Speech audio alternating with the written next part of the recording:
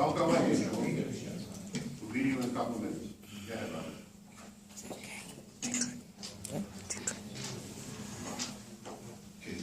While I was researching the lit hour state information, I came across something else that I'd like to bring to your attention. I just want to ask you a couple questions about.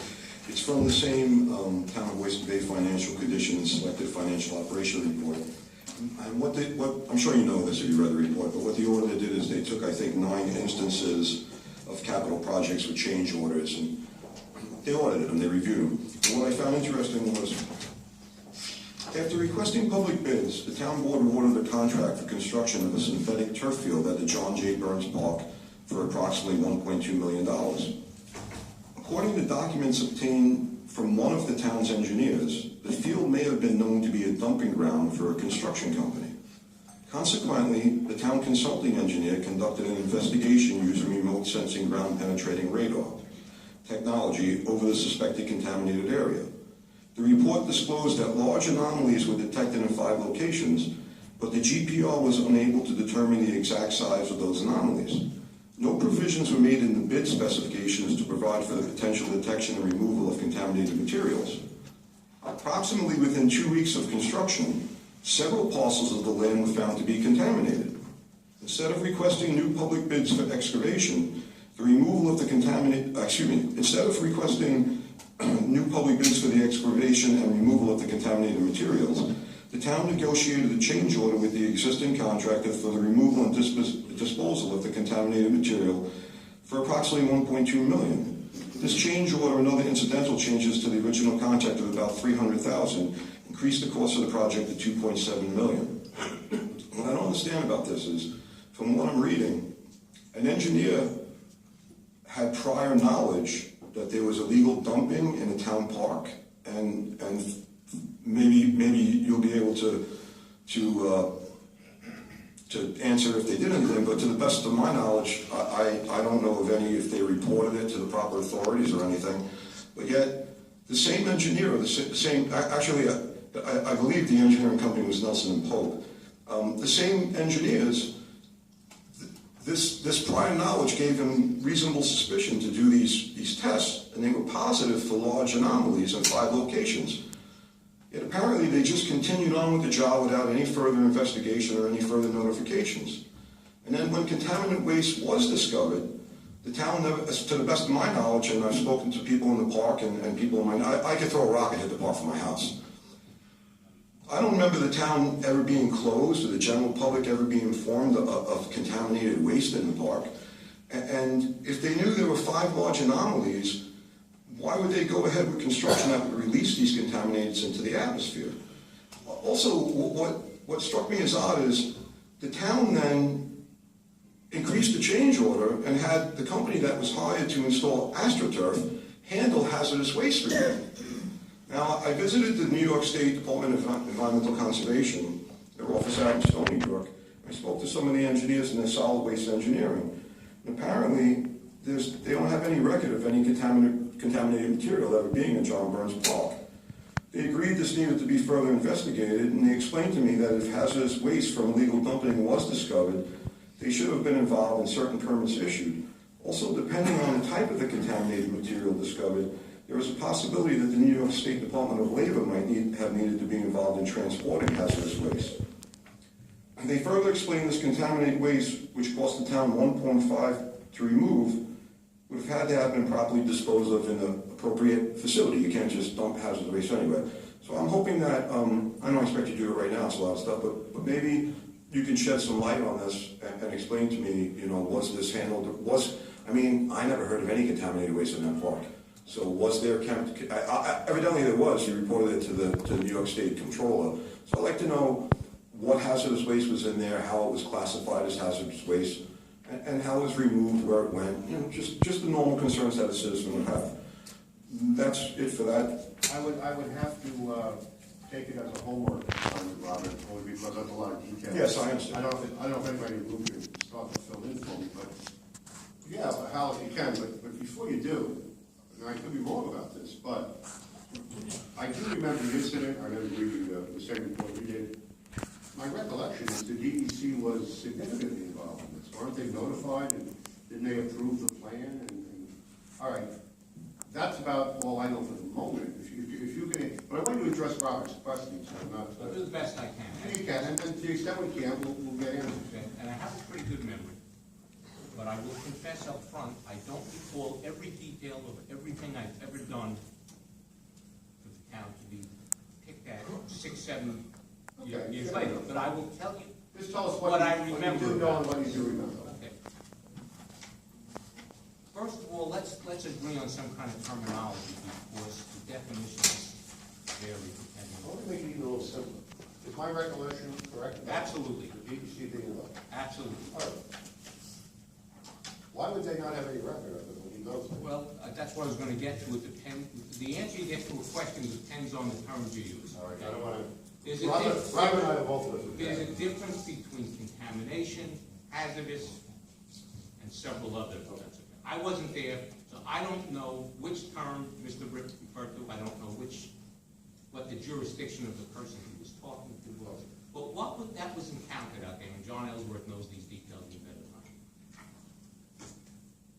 There was some construction debris, and I believe that was the largest component of the change order, which is not contaminated in any common sense use of the term. Okay. It's not, there's a difference between contaminated soil and soil that's unsuitable for construction. I believe Mr. Rick lived there, so he's gonna have a more detailed recollection of the history of the property. But I don't think there was illegal dumping at a town park. I think the suspicion is that that material was construction debris that goes back before that was used. But that's my recollection, I'm not certain. Is this the old thing our grandparents used to bury things? Yes, and the construction of Merrick Road is what I'm told, okay? And it's been long before that was used as a town park. But I have that on hearsay, I can't prove that. The GPR, or ground penetrating radar, okay. You know, the old westerns where the prospector went around and the Geiger counter goes off when you hit something? Well, the engineers, Nelson and Polk in this case, have radar. They're not looking for submarines down there. They're looking for what they call anomalies. Councilman McEnroe knows because he's had a lot of experience in the construction industry. So, and what they found, they included in the contract. When they got So, all right, in the original contract to build the field. my recollection, they found 5 anomalies, fancy word, but things that you wouldn't expect to be in regular dirt, and they mentioned that in the contract. My recollection. When the construction started, or the excavation started, maybe that's a better term, they found several things down there. One of which was assorted construction debris that was principally asphalt, concrete, and metal, which, back to your point, Supervisor, kind of like what you'd expect to find if somebody did throw debris from a construction project. Well, I always heard trees and things like that. But that is not hazardous, it's not contaminated in any, common sense use of the term, but it does make it, the subsurface unsuitable for the construction purpose and the drainage, so it had to be hauled away.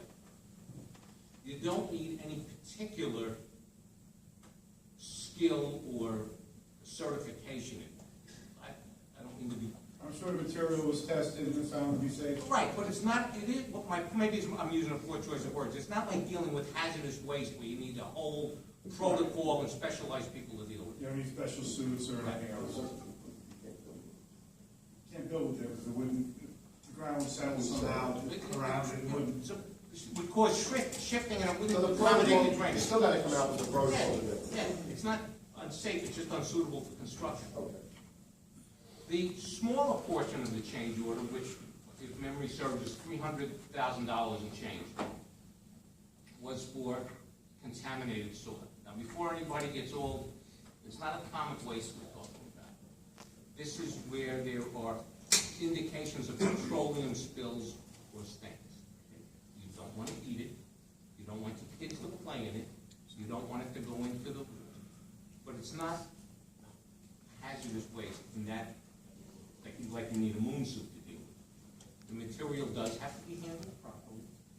It does have to have a manifest control so that there's a record of what was taken out of there and where it goes. oh, I should have backed up. As soon as the contaminated soil is spotted, the protocols require, and we're told by Nelson and Pope that this was done, because they were a firm that does this all the time. The DEC is done, what is it called, a spill notification, John, is that the right term? And the DEC assigns a spill. Spill number.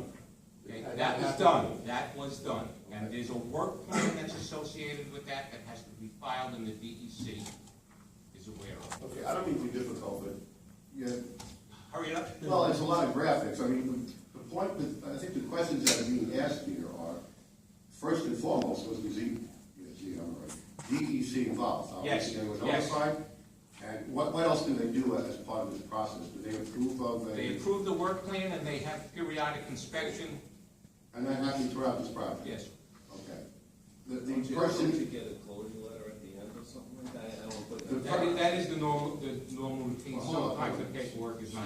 Stay with me, stay with me. The person who removed the contaminants was licensed to do so? Yeah, they hired, yes. They hired a subcontractor to do that in a well-known firm. Okay, what else, Robert? I'm trying to get answers to your questions. No, basically, to cut it short is, everything I'm asking about, there should be a documented record, and I should be able to get it through Freedom of Information, Yes. right? Okay, thank you, Mr. Well, That'll save time. I gotta go quick, because I have an appointment too. Yes, I'm gonna make this real quick. Just on the subject of Freedom of Information, I don't mean to hop on it, but I met with Tom like 3 months ago. I haven't received anything. Okay, still waiting on all those spoils. Now this is the last thing, and I'll be out of your hair. I'd just like to make sure: is there anybody on the board who hasn't read Horrendous Thing, the indictment on Horrendous Thing? I've seen it, I haven't. You haven't read it? No, you gotta let me finish answering. I'm sorry. I thought you were in a rush. I apologize. Let me I back am in a off. rush, but just because I'm in a rush doesn't mean I'm giving you the wrong answer. Okay, sorry. I've seen the indictment, I've read it, I don't know, as I sit here now, how much I could engage on it, but what is it you want us to know? Okay. I'm sure that those of you that are attorneys understand that the way that a misdemeanor indictment works is you have a grand jury where the prosecutor presents their evidence to a jury. I'm sorry, Rob, did you say a misdemeanor indictment? Indictment? Misdemeanors aren't usually indicted. This is a felony. I'm sorry. I said felony indictment. I'm sorry. Did I say misdemeanor? You did. Yeah, my mistake. I mean felony. Thanks for the problem. You did say misdemeanor, we understood felony. All right. So my mistake. Felony indictment. We all understand that the prosecutor presents their evidence to a jury, and then the jury decides whether or not it seems like this could be reasonable, and then they pass a true bill. Then the judge signs the indictments. In the Horrendous Thing indictment, I'm just going to refer to the town of, this is what the federal government calls it, because this is their indictment. The town of Oyster Bay loan scheme. Okay, Singh owned and operated restaurants and food concessions located primarily in Nassau County, collectively the Singh entities, and was awarded agreements with the town of Oyster Bay, including concession agreements to operate various food concessions within the town. The indictment charges that Singh paid bribes and kickbacks to a town employee identified in the indictment as co-conspirator number 3. In exchange for the co-conspirator's assistance in obtaining the town's guarantee of 2 loans totaling $20 million that 2 of Singh's businesses received from a private corporation financing company, and identified the indictment as the lender. As a result, were Singh's entities to default on the loans, the town would be responsible for paying the lender the entire loan amount. Now, it goes on to say the indictment alleges that in late 2012-2013, Singh sought an additional loan of approximately $12 million from the lender in connection with improvements to be made to Singh's concession facilities at 2 town beaches. To assist Singh, co-conspirator number 3 arranged for meetings between the lender and town officials. Although the loan was not ultimately extended between September 12th and February 15th, Singh made monthly cash payments to co-conspirator 3 for the lease of the BMW automobile. So what I'd like to ask is, I have a brief statement I want to make in regards to your statements that, in my opinion, you haven't made in relation to the SRB incident. What I'd like to ask is, does the town have any idea who co-conspirator number 3 was, and whether there were other town officials that met with the bank in relation to this? I think I'm going to stand by the prior statements that I made. I think we covered it. I think I've given the best response I can, Ron. I don't think I've... All right, so I'll just go on to my brief statement. Mr. Supervisor, you've been promising to explain this issue for months. You said that people have a right to know and will know, yet you've refused to provide any information except an outline of your plan to get out of the situation you apparently put the town in. Yes, you as supervisor are responsible. Your signature and the signature of the town attorney are on the documents in question. I ask you now, did you knowingly sign those documents, or were you tricked somehow into signing them? How were the loans and guarantees able to be dispersed and processed without your knowledge? If the loan guarantees are invalid as you claim, why haven't you terminated SRB's contracts? Why isn't the town issuing a real RFP and moving away from these tainted individuals? Why did you deny knowing them months ago when I questioned you in regards to Mr. Chalker purchasing interest in SRB? I believe the residents deserve answers to these questions. Thank you. Okay, Robin, thank you very much. Thank you. Have a good day. Angel, Angel, sorry. By the way, just let the record indicate, I don't agree with the One things please, said. Paul. Besides the point. I think that's self-evident. Go ahead, Angel. Thank you, Mr. Supervisor, council members, I appreciate your time and your patience. I think today is a prime example of how well you've managed to deftly deal with all of the issues in town of Oyster Bay and how well you manage the business of this town.